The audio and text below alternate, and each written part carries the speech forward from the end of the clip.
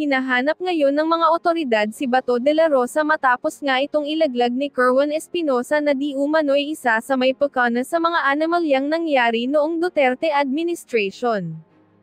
Ayon sa kinauukulan, nais umano nilang makuha ang panig ni Bato upang may pagtanggol at malinis nito ang kanyang pangalan. Samantala, ayon sa ilang kaanak ni Bato, ilang araw na daw na hindi umuuwi si Bato at nag-aalala na daw ang mga ito na baka may hindi na magandang nangyari, matapos ngang mabuko ang mga ginawang kasalanan. Narito panoorin ang video kung ano na nga ba ang nangyari kay Bato. May Aspedea,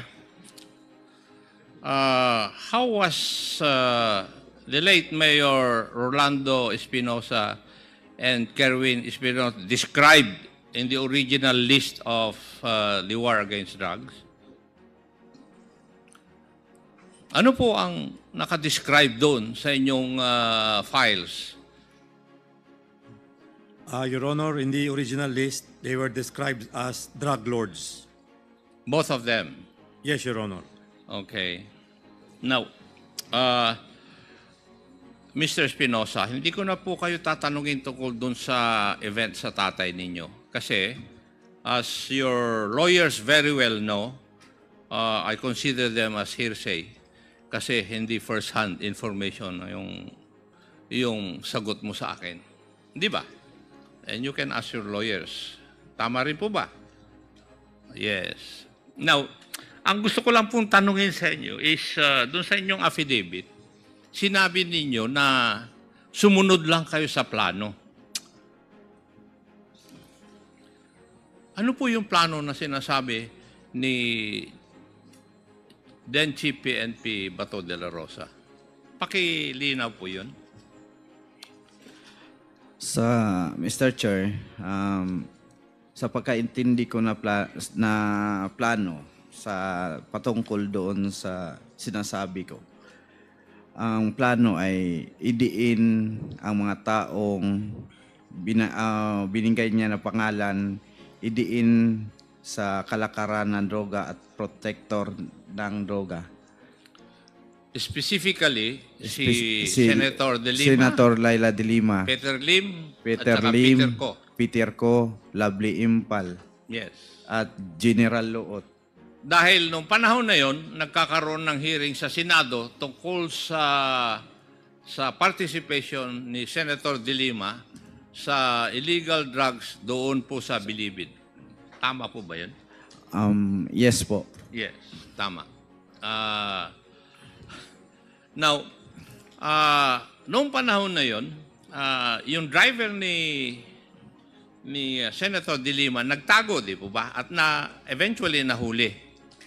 Oh, tama po yun, Mr. Chair. Kaya nung ikaw ay nanggaling o nakuha sa Dubai, dinala ka rito sa Camp Crame, doon kayo nagkita ni Mr. Dayan. Hindi po kami nagkita, Mr. Chair. Through cellphone lang po kami nag-usap at hindi kami nagkita personally. Bakit kayo dapat mag-usap? Kanino pong utos? Kay General Bato po, Mr. Chair. Ano dapat yung pag-usapan nyo sa utos ni General De La Rosa? Mr. Chair, mag-usap daw po kami, Mr. Chair, ng tungkol doon sa mga date na binanggit namin at sa mga lugar na nangyari. Kung saan nangyari kasi hindi nagkatugma ang mga statement namin sa panahon na yon. Bakit kailangan magkatugma yung statement mo at saka statement ni Dayan? Para siguro, Mr. Chair, na paniwala ang isang senaryo. Kasi kayo po ay resource person dun sa Senate hearing? Yes po, Mr. Chair. Okay. Anyway, alam mo naman siguro habang ikaw ay nandun sa Abu Dhabi na merong sinabi si President Duterte na based on reports during that time, shoot them if Leyte Mayor son resist arrest. Nalaman mo rin ba ito? Opo, yun din ang dahilan na ang plano ko talaga, hindi na talaga umuwi dahil ako mismo nakakita sa balita sa CNN na sinabi ni Presidente na po sila basta musukol. At nalaman mo rin ba na si Gerald De La Rosa, who was then the chief PNP, ay nagbigay ng shoot-on-sight order laban sa iyo when he stated in a news article, De La Rosa to Abuera Mayor Sanz, surrender or die? Yes po, Mr. Chair. Yung tatay po ninyo sumuko sa otoridad noong August 2, Og- 2016. Tama po. Tama. Tama po, Mr. Chair. And unfortunately, November 5, patay po siya. Opo, Mr. Chair. Yes. Anyway. Now, meron ding ang happy ng Albuera noon ay si then Major Jovi Espinido. Yes po, Mr. Chair. At alam mo rin ba na pinagre-resign niya yung tatay mo? Um, Panahon na yun? Oo. Na sinabi yun sa akin ng daddy ko na pinilit siya ni Espinido na bumaba sa kanyang pagka-mayor, mag-resign na daw. And there was also a raid conducted on your parents' house, which allegedly yielded 88 million worth of shabu. Yun ang nakalagay sa report ng mga pulis, Mr. Chair. So, alam mo na nangyari yun. Opo, Mr. Chair. Meron ka bang naging girlfriend na Ana Luliaguno?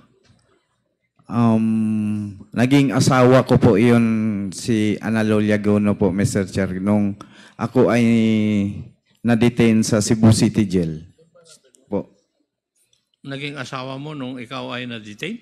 Opo, doon kami nagkakilala sa loob, Mr. Chair. And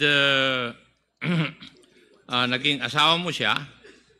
Ano naman ang kaugnayan yung dalawa kay Jeffrey alias Jaguar Diaz na isang drug lord din who was allegedly killed in Las Piñas? Pakiulit po, Mr. Chair.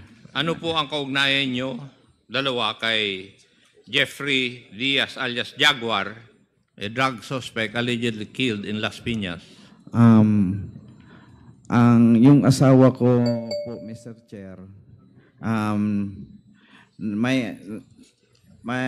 may relasyon, parang naging girlfriend, naging kabit ni Jaguar Diaz po, Mr. Chair, sa panahon na yun. At iniwan ako.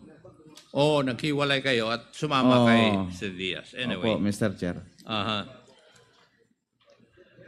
Doon din sa panahon na yon, nung kayo po ay nasa kustodiya ng ating otoridad, sinisigaw mo nung panahon na yon na you will tell all but you're not a drug lord. Pero doon sa listahan ng original list ng Drug Watch, ang description po sa inyo ay kasama sa drug lord. Kaya una kong tinanong yung PDEA kung ano ang meron o saan ka naka-categorize kayong mag-ama. Sabi nila, drug lord. So, pero nung ikaw ay nandito na sa ating bansa, you were shouting to heaven na sasabihin mo ang lahat, pero hindi ka drug lord. Yun ang pinagsisigaw mo eh. Tama po ba? Opo, Mr. Chair. Hindi po ako drug lord. Sigurado ka ron. Opo, Mr. Chair. Ano kaya ang dahilan bakit nakalista ka na drug lord doon sa original list ng war on drugs? Hindi ko alam, Mr. Chair, o baka may gustong ma-promote sa politika din na hindi po ako drug lord. Hindi po ako drug lord. Para sabihin ko sa taong bayan, hindi ako drug lord. Pero naging isang adik-adik ako. Naging drug user ako. 22 years ago. Naging drug addict po ako. Pero hindi po ako drug lord. yung mga statements mo doon sa Senado during the hearing, binawi mo lahat maliban sa isa. Yes po, Mr. Chair. Ang hindi mo, binawi mo lahat yung sinabi tungkol kay Senator De Lima, di ba? Opo, Mr. Chair. Maliban lang sa isa na statement mo. Yung statement mo na paghihingi ni Colonel Marcos ng 3 million, yun ang hindi mo binawi eh. Tama? Tama po, Mr. Chair. At nakalista rito kung paano ang paraan, paano hiningi at paano ibinigay yung pera ng tatay mo kay Colonel Marcos. Tama po, Mr. Chair. Yes. Thank you. Now, may I know why Colonel Marcos is not around?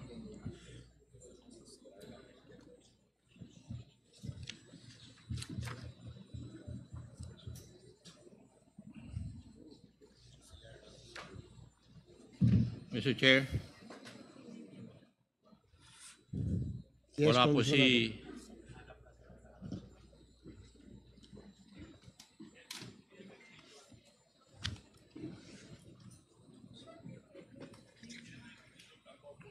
While waiting for the if I may Yes. just ask a short question kay Yes, kay Mr. Kerwin. Kerwin, ano bang negosyo ng pamilya nyo sa Albuera? May hotel po kami, Mr. Chair. Hotel. Hotel po. Pwede bang sa inyo yan? Sa inyo yan? Kayo may-ari mismo ng hotel? O may Opo. pamilya nyo lang? O may Pamilya, mga kasosyo pamilya. kayo? Pamilya namin po. Pamilya lang. Sige.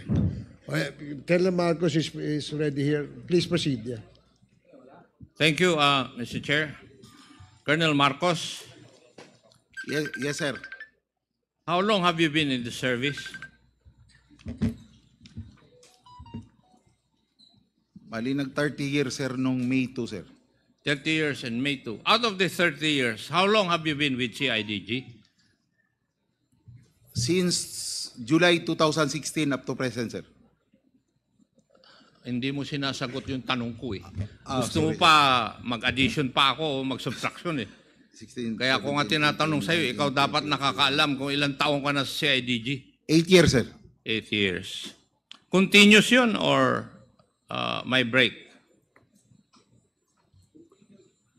Continuous na naman po, sir, except nung na-restrict, si IDG pa rin naman ko nung restrictive custody ako, pero till sa time na nakulong kami for 4 months, pero ano kami, sir, automatic leave of absence, pero si IDG pa rin yung unit namin. Gerald Torre?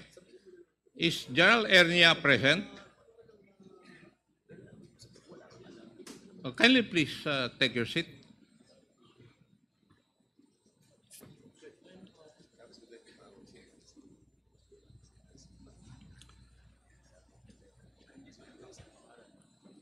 Have you taken your oath, Sidney? Not yet, Your Honor. Kindly take your oath. Comsec.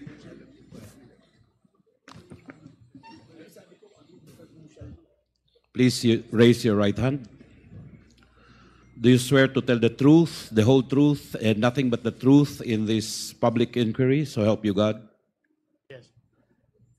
Yes, sir. Thank you. Thank you, Comsec. Gerald Ernia, how long should a police officer stay in a certain position, pursuant to your rules and regulations? In our existing policy, Your Honor, for key positions like CIDG, as regional chief, the maximum tenure is 2 years, Your Honor. That's the maximum. But you Maximum, can relieve, you have been relieving people even if they've stayed there in that position for only 1 year. That's possible, Your Honor. It's happening. It's not possible. It has happened. Yes, it's happening, Your Honor. Yes. Hindi, huwag mong sabihin na it's possible kasi ginagawa ninyo eh. Now, Gerald Torre, is that also your policy at the CIDG? Are you following the policy of your national headquarters? Yes, sir. And may I know why Colonel Marcos is still occupying that post? Sir, he is already relieved, sir, since 2 days ago, sir. 2 days ago. So wala na. Yes, sir. So ngayon nyo lang sinunod. Nung dumating ka, saka lang nasunod yung policy. Kasi nung panahon ni... kasi tinanong ko rin yan nung nandito si Gerald Karamat eh. And he was not able to remove Colonel Marcos from that post. Kaya tinatanong ko. Thank you. Now, kanina, Colonel Marcos, you stated na yung 5.1 billion na financial transaction ay nanggaling sa AMLAC na kumausap sa iyo sa isang seminar, pangalawa nung nautusan ni Gerald Ubusan na pumunta yung mga AMLAC representatives doon sa lugar mo, sa jurisdiction mo. Tama?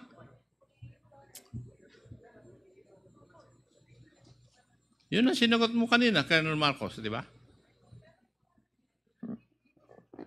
Sir, pardon po, sir.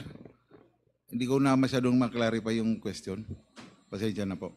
Sinusundan ko lang yung katanungan kanina ni the Honorable Paduano. Ang sinagot mo kanina tungkol dun sa 5.1 billion na financial transaction ni Mr. Kerwin Espinosa ay nanggaling sa dalawang AMLAC representative. Na una, sinabi sa iyo sa isang seminar. Pangalawa, binago mo, sinabi nung dalawang AMLAC representative nung inutusan o sinabihan ni General Ubusan na pumunta sa iyo sa jurisdiction mo. Tama? Opo, sir. Tama po, sir. Oh. Ang pangalan po niya, sir, Attorney Joseph Tambago. Bakit kanina nung tinatanong ka ni Honorable Paduano, Sir, hindi mo masagot-sagot kanina? Nagtanong po ako sa mga kapwa RC ko nung panahon po ni General Ubusan. Kaya po nakuha ko na po yung pangalan. Well, so sinasabi mo na yung financial transaction na worth 5.1 billion ay AMLAC ang nagsabi. Yes, sir. AMLA po. Taga-AMLA po, sir. Kanina, lumabas yung 5.1 billion transaction na yon dahil nakasama sa ebidensya nyo na nakuha sa raid na ginawa nyo. Now, alin na po ang totoo? Bali po, sir. Hindi. Tinatanong kita, alin ang totoo dun sa dalawa? Kasi dalawa ang statement mo eh. Nag-umpisa po yung... Kanina, ang sinabi mo doon sa pagtatanong ng isa sa aking mga kasamahan, doon sa raid na ginawa ninyo, ay nakita ninyo yung mga dokumento na merong 5.1 billion transaction. Pero nung si Honorable Paduano ang nagtatanong sa iyo, sinabi mo, AMLAC ang nagsabi sa iyo. Definitely, Colonel Marcos, you're lying. Based on the figure po yan. You want me to get the records or the minutes of this hearing? Sir, Kahit na may edad ako sa iyo, pero matalim pa rin yung aking pag-iisip. Sir, pwede pa ko mag-explain ng konti, sir? Hindi, sagutin mo muna ako. Alin ang totoo dun sa dalawa? Yun ang tanong ko, hindi mo pa sinasagot eh. And I can cite you for contempt. Bali po, sir. If you fail to answer, because under Section 11, failure to answer any question from any representative of this House will merit contempt. Totoo po yun, sir, na... Alin ang totoo? Totoo po yun, sir, na binigay ng AMLA yung information sa figure, pero totoo din po, sir, na based sa raid ni Espinido, doon namin nakuha ang impormasyon sa Blue Oceanic Corporation Textile na binigay namin si AMLA para tingnan kasi silang lang naman, sir, ang nakakakita sa bangko kung magkano, sir, ang laman. Di po wala kaming idea during that time na raid, nung pinaila namin ng kaso, ang meron lang kami, yung pangalan lang ng corporation. So binigay po namin yan sa AMLA, sila po ang nag-imbestiga kasi wala pong kapas ang PNP. Kaya later on, sir, nung nakita kami... May naunang nagtanong sa iyo na congressman dito. And you said na, ikaw nga sumagot na during the implementation of the search warrant, you found documents on money laundering amounting to 5+ billion. Yun ang sagot mo kanina Tapos nung si Congressman Paduano na nagsasabi, sinabi mo na ang nagsabi doon sa 5.1 billion na yon ay yung taga-AMLAC. You're imputing wrongdoing to representatives of the AMLAC because I know na hindi dapat nila sabihin yun.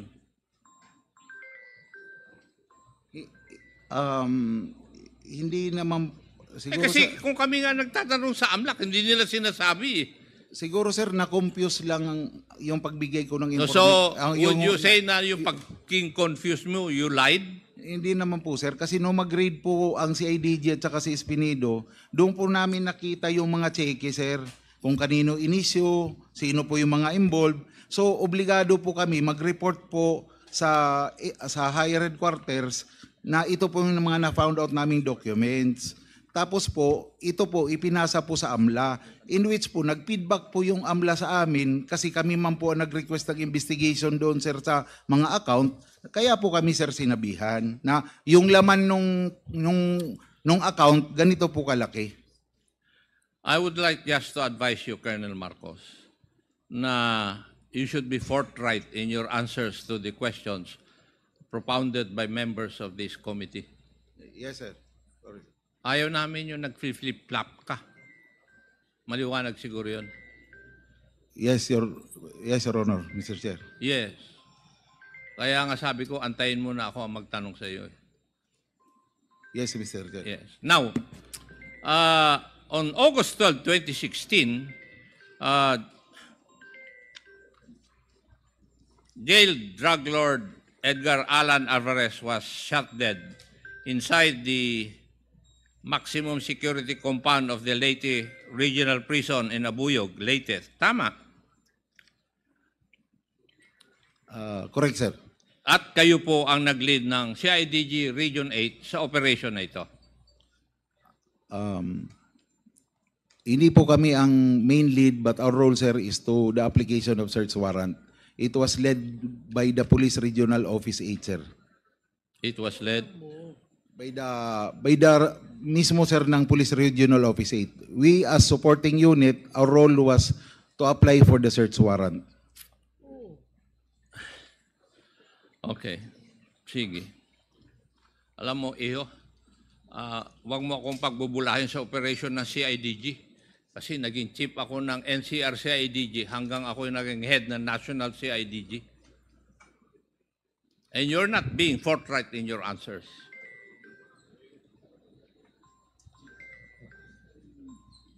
Now, doon sa, yun yung una na nag-apply kayo ng search warrant sa isang detention center. Tama? Sa Abuyog, sir? Abuyog po. Yung kay Alvarez. Opo, sir. Sa Abuyog Penal Colony. Yes, yun nga yung first. Yun yung first. Kasi tinanong ka kanina ng isang kasamahan ko rito whether meron pang nangyari na nag-apply kayo ng search warrant sa isang detention center. Sabi mo, oo. Opo, sir. Oo. Pero dadalawa lang yun sa buong Pilipinas. Ano sa tingin mo? Sa iyo lang nangyari? Meron pang isa, sir, pero hindi ko ka-unit, sir. Taga Pro 8, sir. It was led by Colonel nag-apply din sila, sir, sa baybay ng City Jail. In-implement din po nila. Kaya nga, doon nga lang nangyari. If we go back to history, maski nung ako'y naging chief ng CIDG, walang nangyaring ganyan. Kasi ang protocol, nagkikipag-usap kami sa jail superintendent. Hindi ko alam kung kailan nyo binago yan. Ngayon lang nangyari sa CIDG, nag-a-apply ng search warrant sa isang jail facility, which is supposedly controlled by government. Di ba? O, sa inyo lang talaga nangyari. Yung sa amin during that time, sir, sinubukan lang naman po namin kung pa-approbang po kami ng judge, sir. Yun lang ang, pero kung hindi naman... Tama yung sinasabi ni Honorable Paduano kasi may rason kayo. Di ba? wag mo na akong paikutan. Mas magaling ako magpaikot sa ulo mo. Okay? May I know, how many search warrants did you apply for doon po sa Abuyod kung saan nakadetain si Mayor Rolando Espinosa? Only one, sir. Isa lang po. Only one? Opo. Hindi kayo ang nag-apply ng search warrant for a certain Mr. Yap? It was on the same search warrant, sir. Dalawa po yung subject. Bali, dalawa sila, sir, na ano. May know, are you telling the truth? As far as I can recall, sir, parang, sagutin mo ako, are you telling the truth? Yes or no? in my Kung honest sumasagot ka kung hindi mo alam, in my honest belief, sir, isa lang po. Kasi ako po may hawak ng search warrant nung pumasok kami, sir. Isang papel lang po. Yung mga DOJ, pwede ba yun?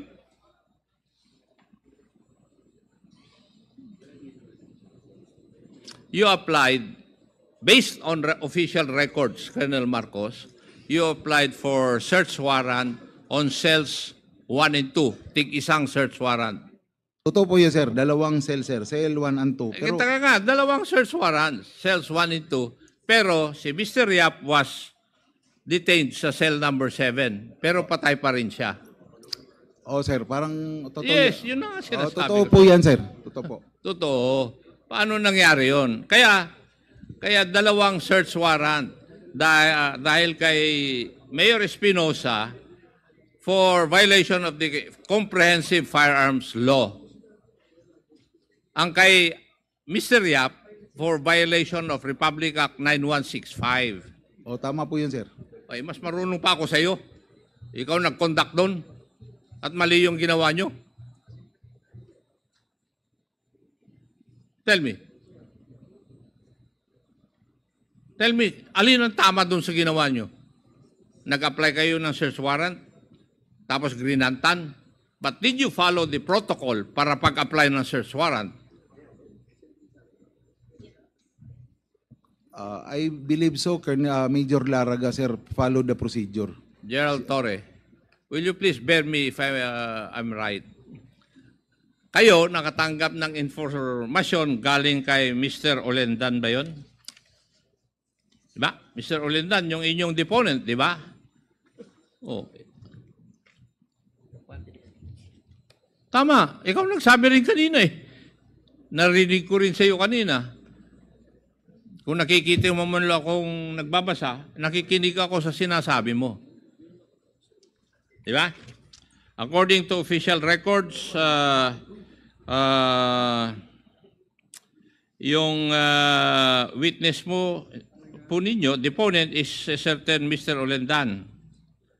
Would that be correct? Yes, Your Honor, Mr. Chair. Yes.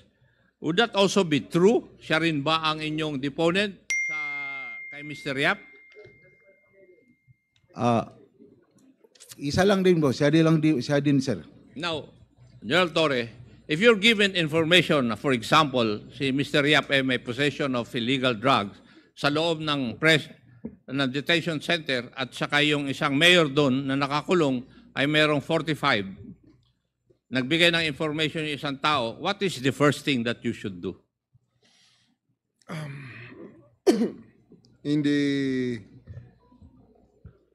Would you believe hook, line, and sinker yung sasabihin ng deponent na yun? O yung informant na yun? I will check, of course, sir, the veracity of the information Yes, given and to that is what we call the vetting process Yes, sir. of the information. Now, Colonel Marcos, did you do that?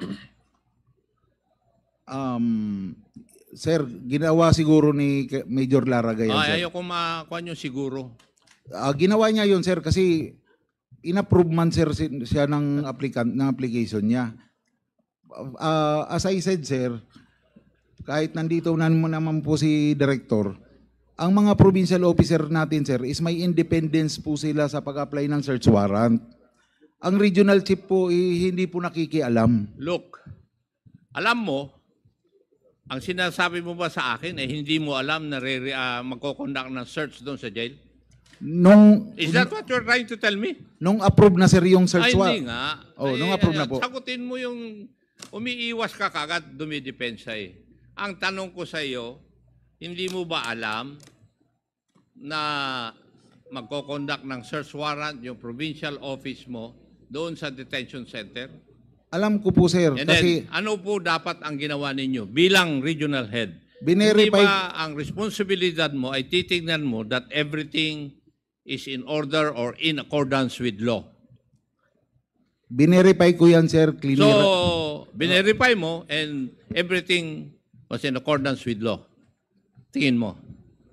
Ni-repair din po yata yun sa legal, ni-repair din po sa legal ng CIDG yun, sir, kasi before the implementation, sir, mag-clearance po ako kay Director CIDG. At the same time, sir, ipapa-verify din yung Intel report based doon sa information ng implementation ng search warrant ng Intel Division ng CIDG. Sagot mo na lang yan nung narinig mo yun na kailangan i-vet eh. Yun po yung... Afterthought na lang yung sagot mo, Colonel Marcos. But in all probability, hindi nyo ginawa yun. Kasi doon pa lang sa tanong ni Honorable Paduano, yung deponent ninyo, hindi ka panipaniwala. As a matter of fact, sinabi nga na debunk yung claim na yun eh, nung inyong witness. He was not a credible deponent according to the records. Colonel Marcos. Di ba? But anyway, DOJ, is the DOJ present?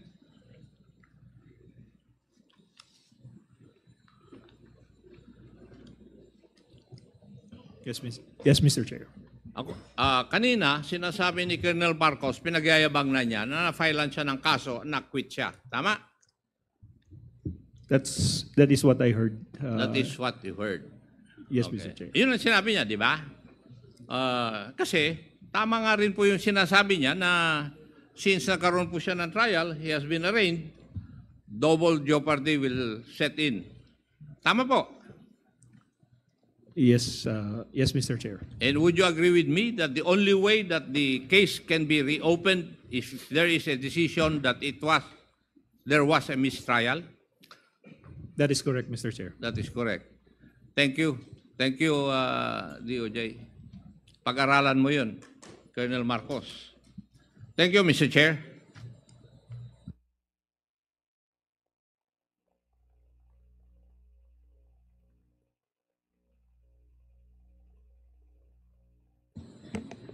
Since our lead chairman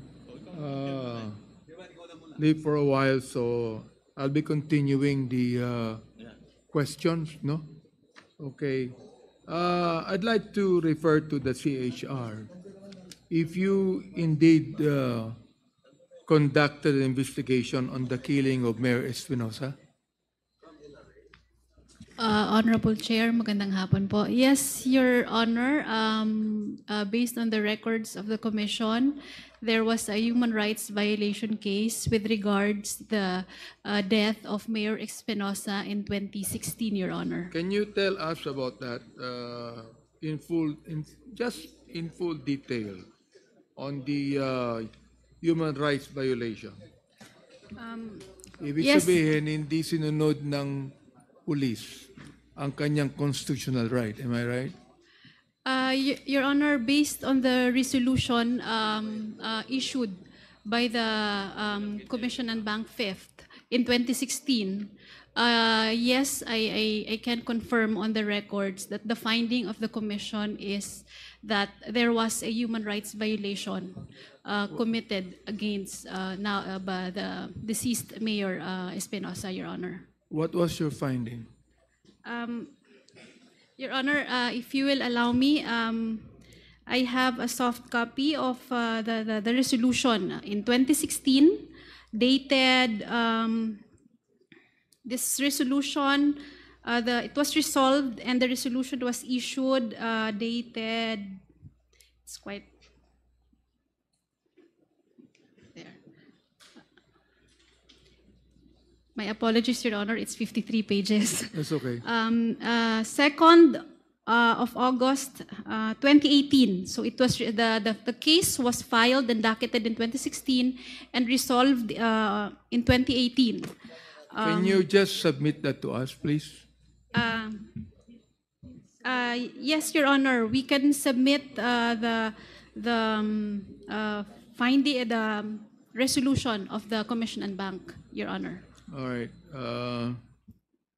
I now would like to talk to Mr. Espinosa. Colonel Marcos, nag-peace sign na peace na ba kayong dalawa? Wala man akong hinanakit kay Kerwin, sir. Peace man kami. Yung sa akin lang, sir, magsabi lang ako kung ano yung tama at saka yung totoo, sir. Okay. Ganito, no? Bago ang ibang katanungan, I'd like to ask Mr. Espinosa, nung ikaw ay sinundo ni Director General Bato de la Rosa, sakay ng kanyang Land Cruiser, di ba? Yes po, Mr. Sabi Chair. mo, sabi mo sa amin dito na ikaw ay nasa likod at napapagitnaan ka ng 2 pulis. Tama ba? Yes po, Mr. Chair. At pagkatapos niyan, ay nag-usap kayong dalawa, ang 2 pulis ay pinalabas, nasa loob ka ng kotse, correct?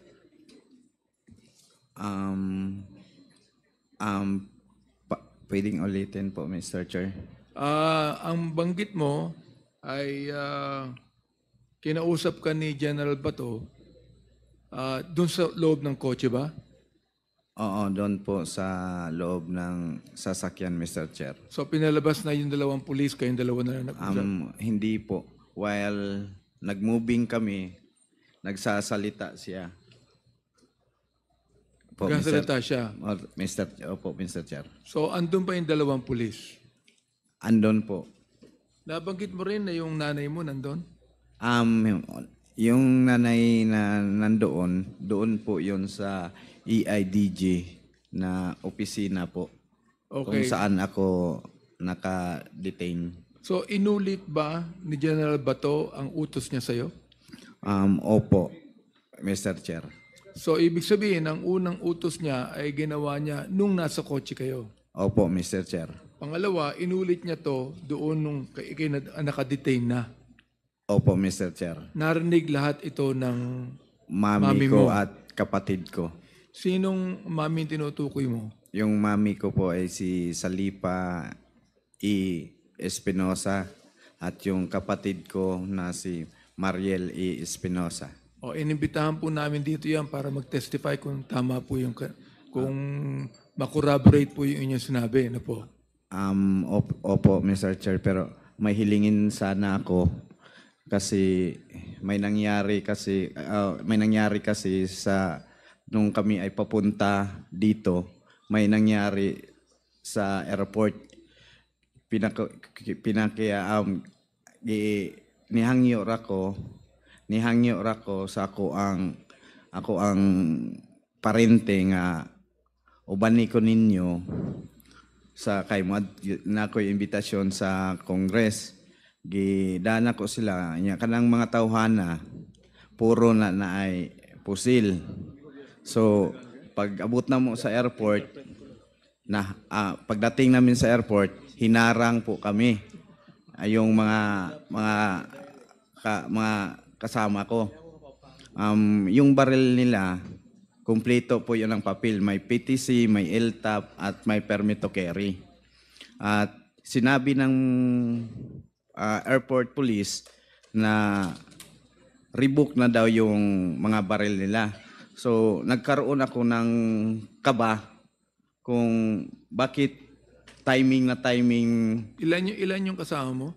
8 po. 8 kasama yung mami mo at kapatid mo? Hindi.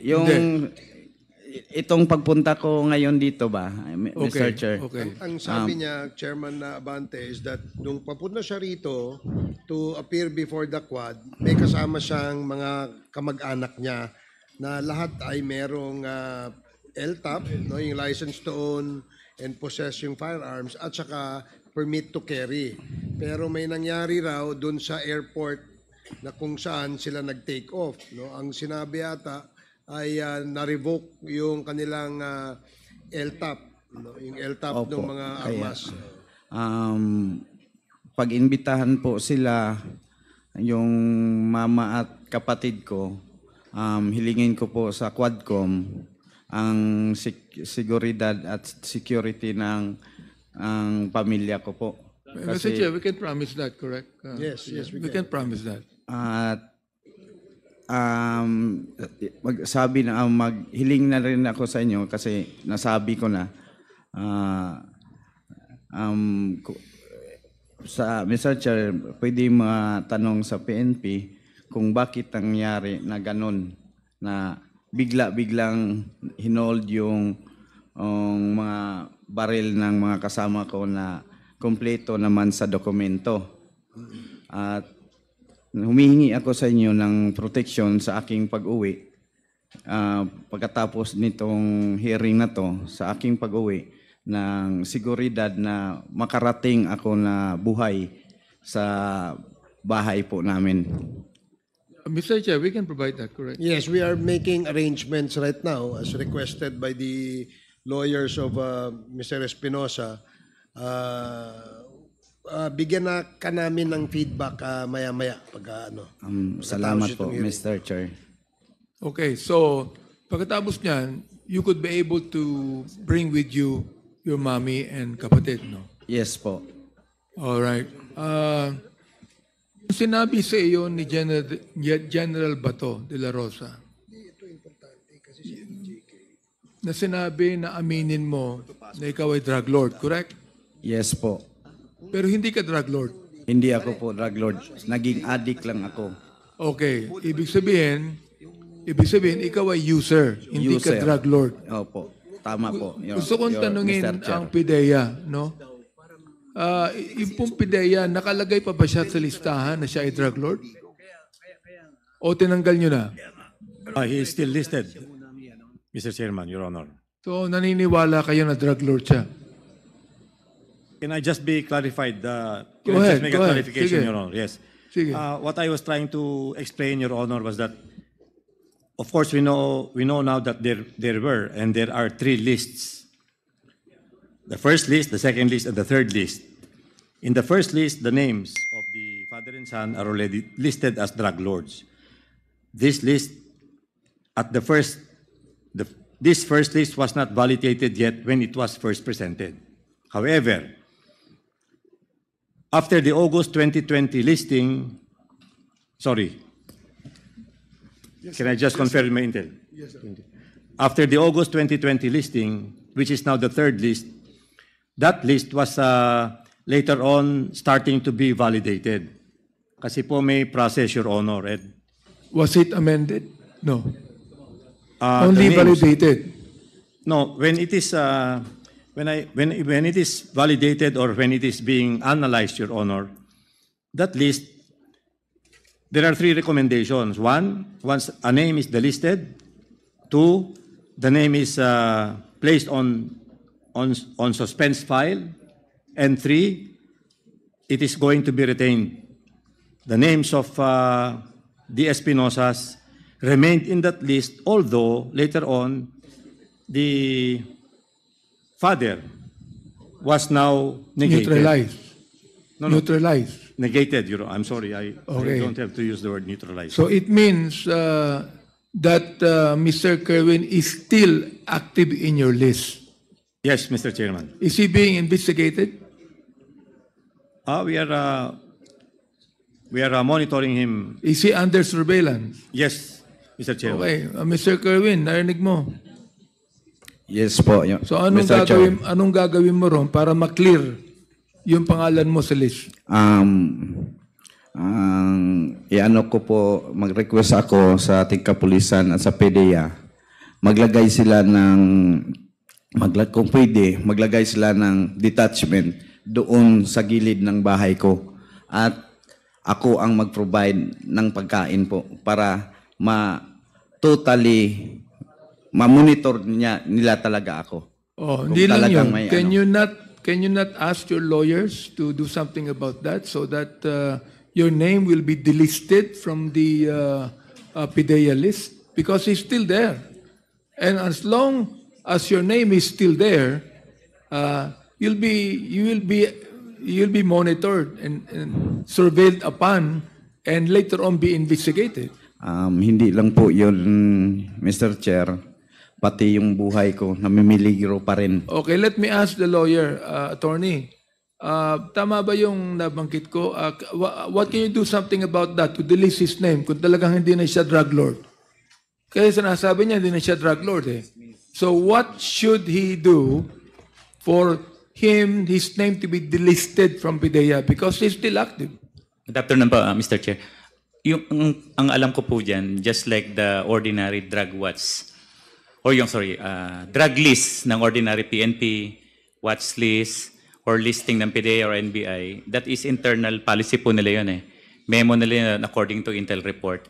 But I think the PIDEA should look into the number of cases that were dismissed, which were based only on information relayed by coerced witnesses who never testified in court. Na-file po yung mga kaso kay Mr. Espinosa based on the affidavits of detainees and confession. Wala pong independent, relevant evidence about the drug activities. Yeah, well, there might not be, but still, officially, he is in the list. I would not know if there is such thing, Mr. Chair. You're not going to do something about it for him to be delisted? We will try. If indeed, hindi ka na drug lord. Am I right? Hindi ka talaga drug lord. User ka lang. Opo, At hindi ka na gumagamit ngayon, correct? Hindi na po. For how many years now? 22 years na po na hindi na ako gumagamit ng droga po. Napansin ko, meron kang tattoo. No. Oo. Ano ba yun? Meron po akong tattoo. Tattoo mo dito lang o buong katawan? Hindi po. Dito lang sa braso ko. Kailan ka nagkaroon yan? Nung nakulong ako last 2008. Nung nakulong ka, user ka pa? User po ako doon. Pero talagang Mr. Chair. sinasayang mo ngayon, dito sa committee ito, na hindi ka drug lord. Yun ang gusto ko malaman. Hindi po ako drug lord. Gusto kong tanungin si Colonel Marcos. Naniniwala ka ba sinabi ni Mr. Kerwin na hindi siya drug lord? Kailanman hindi siya naging drug lord? At hindi siya drug lord ngayon? Una, sir, yung declaration niya, sir, na hindi na siya drug lord ngayon, siya lang po nakakaalam nun, sir. Ngayon, ang makakasagot po niyan, siguro yung PNP drug enforcement natin. Ang tanong ko sa iyo, dahil personally, kilala mo siya eh. Pangalawa, sir, sa Senado po, sir, during the time na nag-Senate hearing kami, inamin naman niya na drug lord siya. Confessed drug lord. At the same time, Kailan niya inamin? nung Senate hearing, sir. Well, inamin niya. Way back 2016. Inamin niya sapagkat sinabi niya dito, binago mo yung iyong testimony, di ba? Yes po, Mr. Chair. Now, let me ask you a question now. Baday doon sa sinasabi mo, Colonel Marcos, no? Yung testimony mo sa Senado ay ayon sa sinabi sa iyo ni General Bato. Po. Correct. Opo. Ngayon, dito sa amin, iba na ang testimony mo. Opo.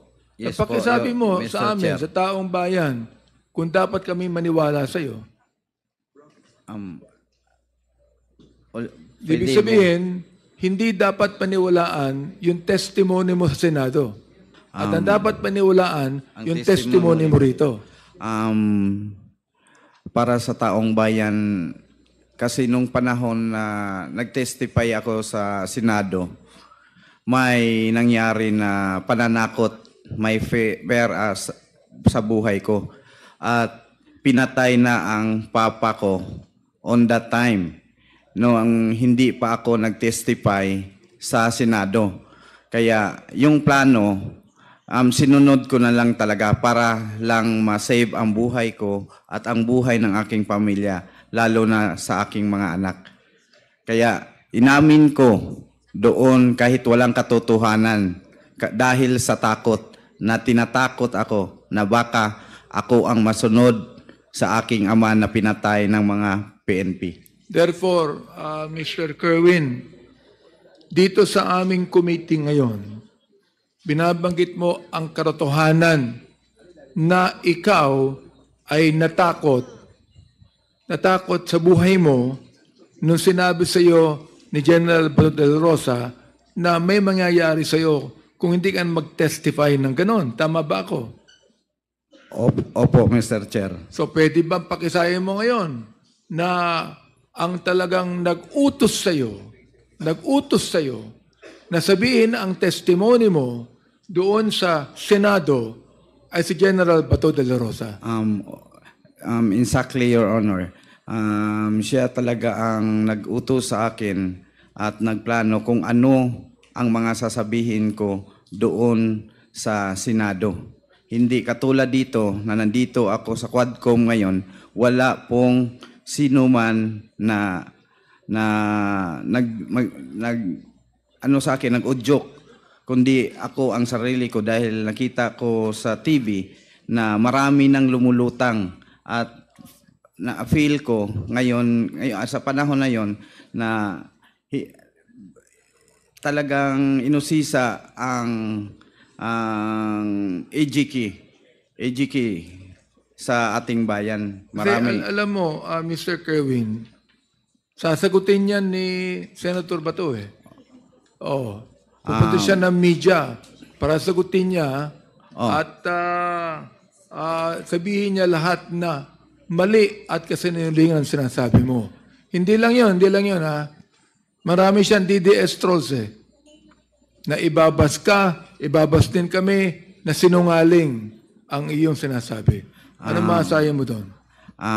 Inaasahan ko na yon na i-deny talaga niya. At ang mga trolls niya, naghanda na ngayon kung ano ang ipalabas nila sa social media at sa mga kwento na gagawin nila. Okay. Ang nabanggit mo rin, kaya ginawa yan sa iyo ni General Bato, sapagkat yun ay utos ng nakakataas sa kanya. Tama ba ako? Tama po. Okay. Sa palagay mo, sino yung nakakataas sa kanya? Nakakataas kay General Bato, sa palagay ko, sa aking pagkaintindi, walang iba kundi presidente na lang ang pinakamataas na pwedeng mag-utos sa kanya. Paano mo nasabi yan sa palagay mo? Kasi itong mga nangyari na mga EJK, kampante ang mga kapulisan maliban lang sa mga matino na pulis na dadamay sa mga kabalastugan ng mga pulis na hindi nahihiya, na gumawa ng karahasan, inabuso ang kanilang uniforme, na gumawa ng patayan dito, patayan doon, parang mga hayop na lang ang tingin nila sa mga drug related. Hindi nila binigyan ng pagkakataon, hindi nila binigyan ng tamang due process na pwede namang magbago ang tao. Kaya ngayon ang Pilipinas nakilala sa buong mundo sa maitim na background dahil sa patayan, sa extrajudicial killing.